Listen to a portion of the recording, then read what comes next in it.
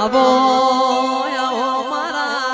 ગરીબના ઘરના દીવાનું અજવાડું ને રજવાડું બોલો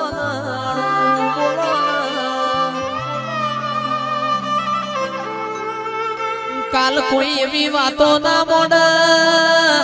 દેવ દેવ કરતા તા તમારો દેવ છો ગોમ જતો રહ્યો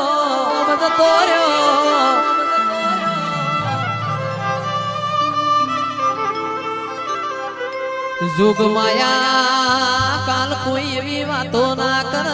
કોના કરત તમે પથરા પૂજાવન તો હારું હતું